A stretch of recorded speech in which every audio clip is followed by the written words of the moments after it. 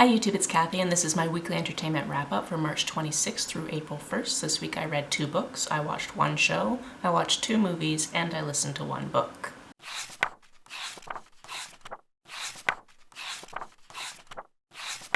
Quick travel update, we have left Germany. We are currently in Karlovy Vary, which is in the Czech Republic, or Czechia. It is very rainy today, which is totally fine because it's still absolutely beautiful here. In fact, if I remember, I will show you the view that I'm looking at as I film this because it is really pretty.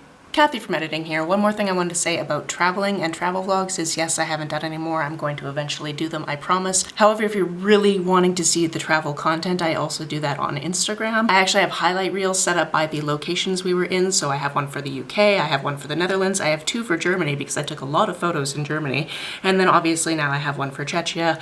It'll probably end up being 2 for Czechia because we're actually in the country for quite some time.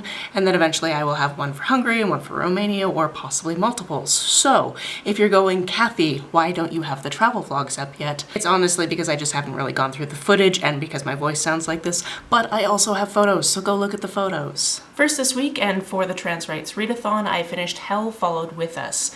This is a dystopian horror type YA novel about this trans boy who has run away from the cult that has raised him so he can be himself, and he falls in with a group of other queer people. However, it's so much more than that. There's so many other details. For example, this cult actually let out a virus that killed a lot of the population, and that war is still ongoing. They also have this other virus, or it's a slightly altered virus, that actually turns people into these monsters that they're using for killing other people for their righteous whatever reasons. And he was actually chosen to be one of these people. So there's a lot of body horror in this. If body horror is not your thing, if gross things are not your thing, this is a book that you are going to feel very uncomfortable reading. Somebody just walking through the colonnade carrying a couple bottles of beer, drinking one of them. That's excellent.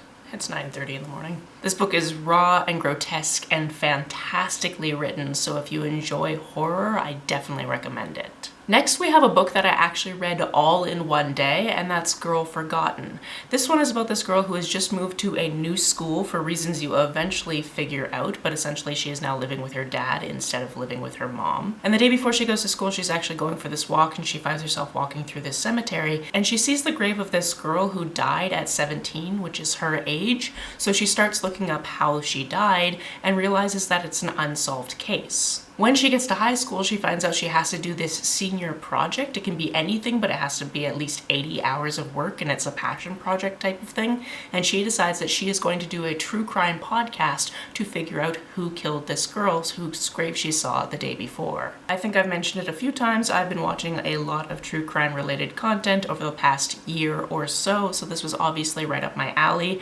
And given the fact that I read it all in one day, I think you know that I enjoyed myself. This one had some excellent twists and turns, not only trying to figure out what happened with the original murder, but also what happened in her personal life, what happened in the lives of people she meets along the way. It all came together really, really well, and it kept me guessing and it kept me going, I need to continue reading this. I did read this as an e-arc as provided to me by TBR and Beyond Tours. However, I imagine that if there's an audiobook, it's probably excellent. And now that it's published, I would consider revisiting this as an audiobook. I'm going to check and see if my library has it. On to the show we watched this week. We watched the 6th and final season of Better Call Saul. I'm not going to give you any spoilers. What I am going to say is there was a point where a couple of people were having a conversation. Those people happened to be in Germany for reasons. They were talking about the mineral content of New Mexico and how it'd be nice to go there because of the mineral baths and that type of thing. And Chad and I are watching this and he goes, but Karlovy Vary is right there. Like, why wouldn't you just go there? Why would you go all the way to New Mexico? And within the next line or two, one of the characters points out, or I could just go to Karlovy Vary, which we thought was hilarious. And she's like, oh yeah, it's very near to Prague, which is another location that we are going to. We saw this on a Wednesday. On Friday, we arrived in Karlovy Vary. So we thought it was very, very funny that it was mentioned, and it would have been even funnier if we happened to watch that episode while we were here. The end of this was definitely an interesting way to close out this series. It kind of gets to the point where we meet up with the timeline of Breaking Bad, and it was interesting to see some of the characters again and kind of get an idea of what happened to certain characters after the end of Breaking Bad as well. I won't say much more than that, but I'd be interested at some point in my life, not immediately, to go through both of these shows kind of back to back back just to see even more things. There's also characters from this show that I could have sworn were in the other show, but I guess they weren't.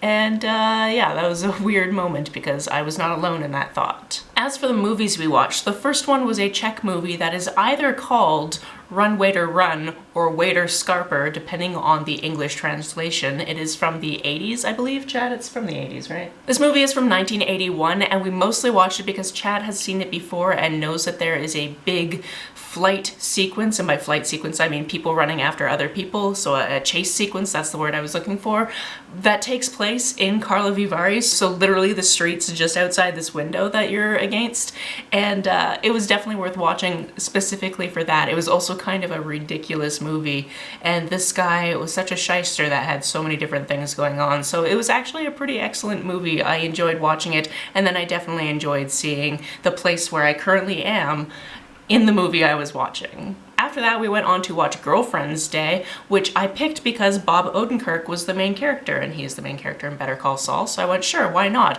I also noticed that it had Amber Tamblyn, who we know from House, and then Natasha Lyonne as like the two other people listed in the cast on the little preview on Netflix. We went, sure, why not? Let's do that. It's not good. It's 70 minutes. Its plot is basically this greeting card writer is fired, and then there is a contest to figure out who can write a good greeting card for this next holiday that they've created called Girlfriend's Day.